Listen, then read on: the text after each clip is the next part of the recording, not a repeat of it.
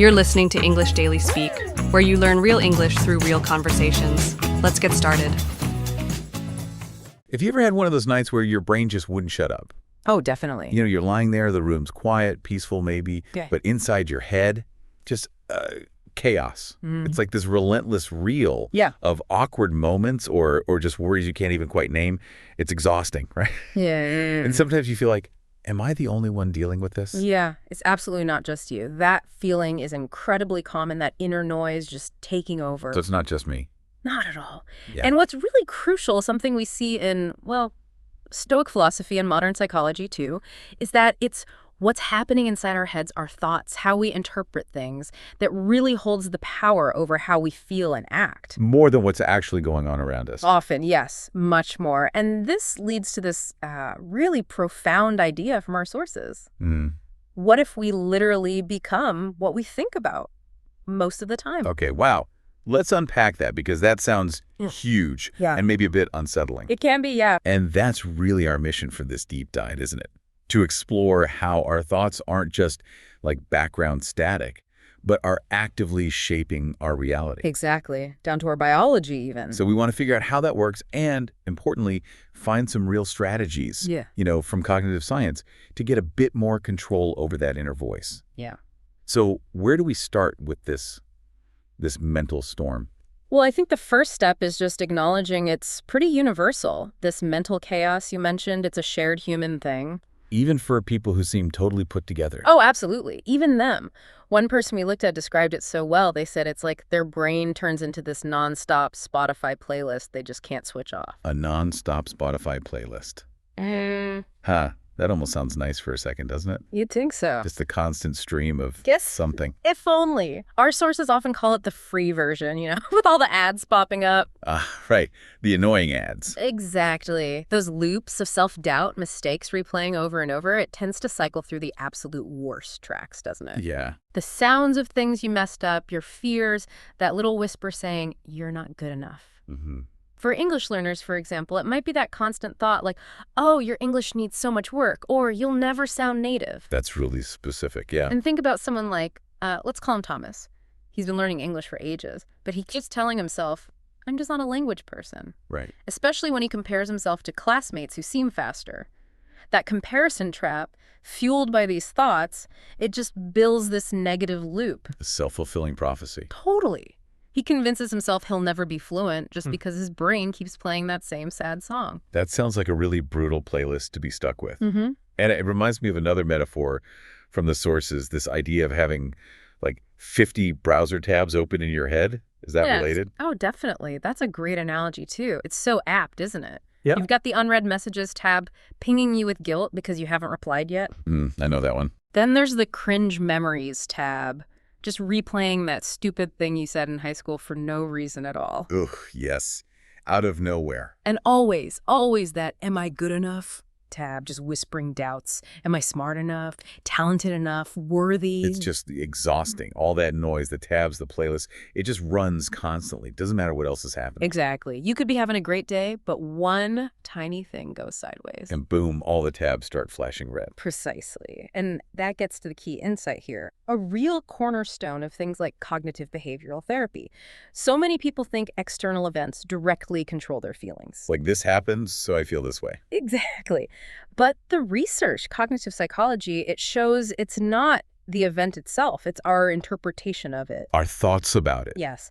Those thoughts are what truly drive our emotions and then our actions. Going back to Thomas. The English learner. Right. It's probably not that he's inherently bad at languages. It's the repeated thoughts, those cognitive distortions telling him he is. So he starts acting like he's bad at it.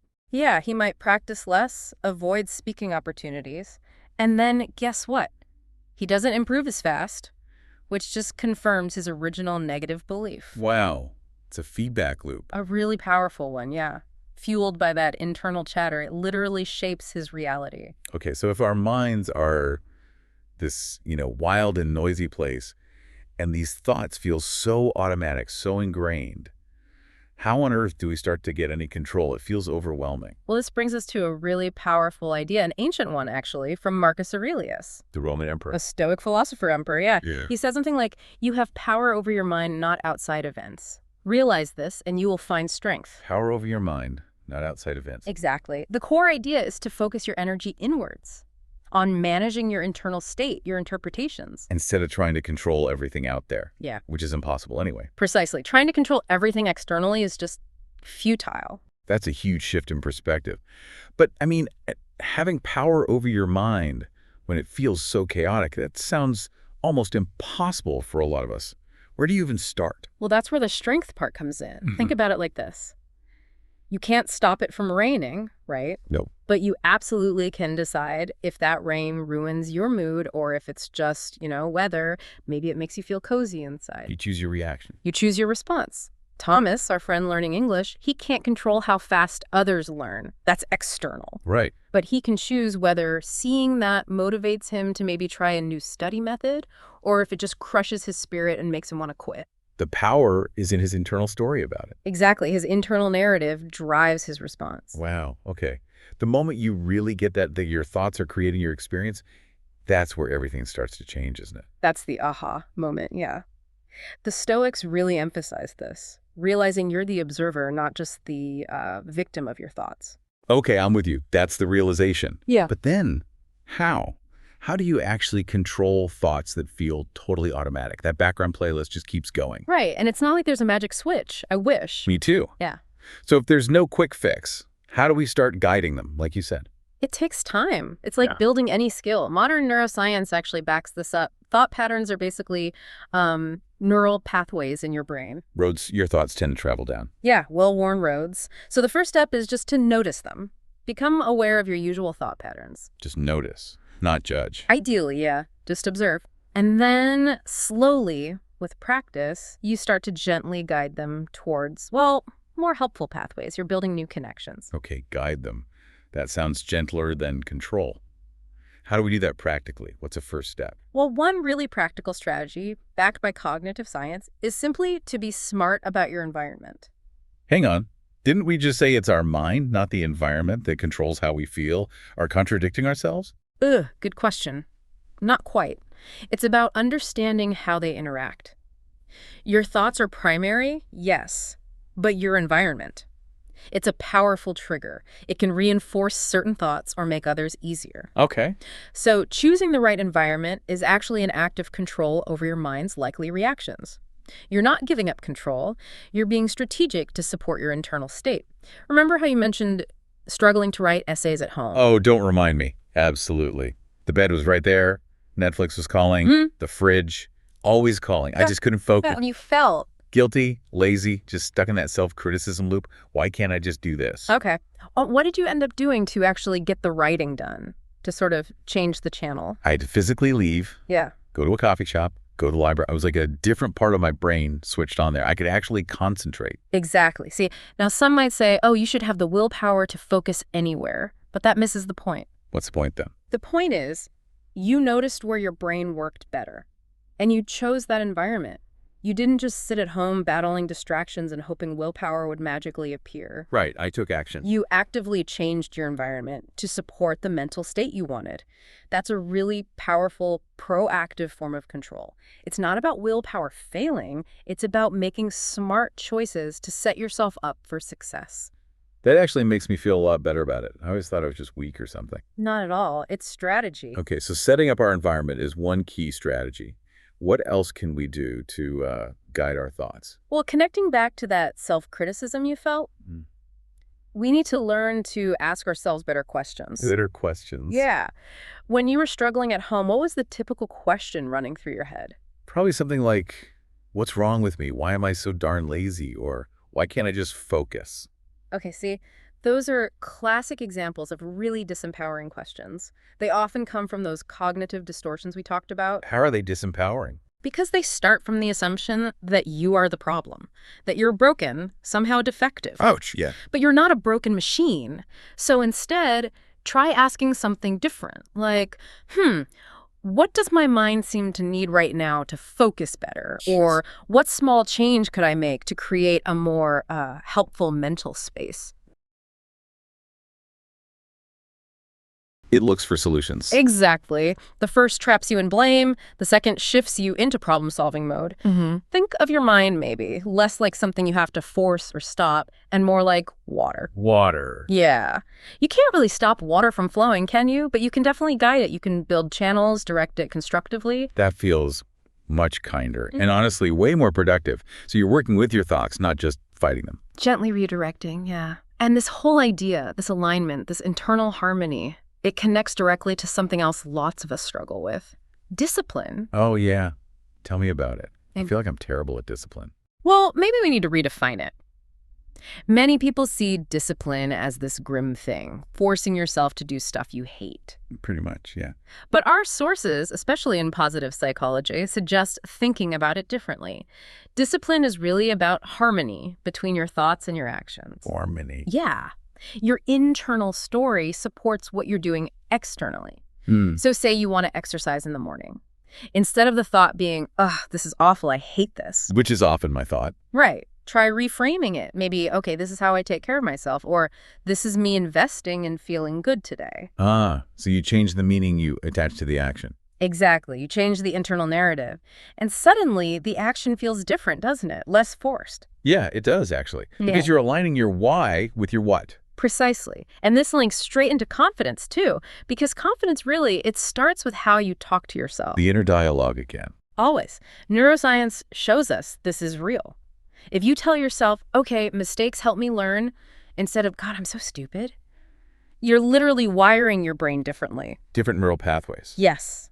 You'll feel completely different about messing up, even in the exact same situation. You're building self-compassion, a growth mindset, instead of just beating yourself up. It makes you wonder how much self-worth we accidentally chip away at day by day with those old negative thought habits. It's a really profound question, isn't it? But the flip side is hopeful. When you and your mind start working together like a team... Instead of adversaries. Exactly. Things really do change. It becomes less about brute willpower and more about smart alignment with your environment and with your inner voice. Okay, this is all incredibly insightful.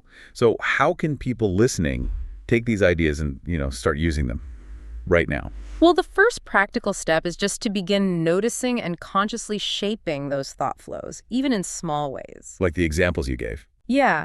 If you're learning English, instead of that automatic, I'll never be fluent, catch it. And consciously choose to think something like, okay, I'm making progress, I'm getting better every day. It doesn't have to be a huge leap, just a different direction. Exactly. Or if you're starting to work out, instead of, this is going to suck, try shifting to, this is how I show respect for my body. Okay. Even cooking. Instead of, I'm a terrible cook, how about every time I cook, it's a chance to learn something new? Small shifts in the narrative. Tiny shifts.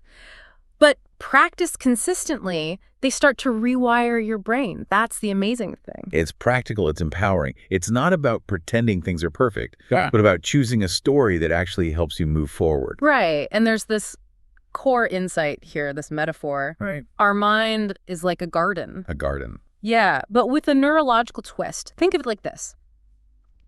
You plant these tiny seeds of better thoughts. You water them each day with just a little conscious attention, a little repetition. And slowly. Slowly, those neural pathways get stronger. Those helpful thoughts start to become more automatic. It's not just a nice idea. It's neuroplasticity. It's biology at work. I really like that. The mind is a garden you cultivate, especially the biology part. So for those of us stuck with that awful mental playlist, we don't have to somehow delete the whole thing overnight. No, absolutely not. We can just start adding a few tracks that actually make us feel good and play them more often. That's a perfect way to put it. Add better tracks. And eventually they become the dominant ones. Maybe tomorrow when that thought, I'm terrible at English, pops up. Yeah. Just notice it. Don't fight it. Just notice. And maybe think, okay, there's that dramatic thought again. Interesting. I'm choosing to focus on the lesson I learned today. That alone feels like a huge step. Just noticing and not automatically believing it. It is a huge step because once you truly realize you're not your thoughts. You're the one observing them? Exactly. The one choosing which seeds to water. Everything changes. You get this space, this perspective, and that brings incredible strength. So maybe the final thought for everyone listening is this. Your thoughts are powerful, incredibly so. But you, the conscious observer, the gardener, the guide, Yeah. you are actually even more powerful than your thoughts. You have the agency. Beautifully put. And just, be patient with yourself on this journey, cultivating that inner garden. It takes time. It takes gentle persistence. But it's worth it. Oh, absolutely. The peace and the strength you can find there, incredibly worthwhile.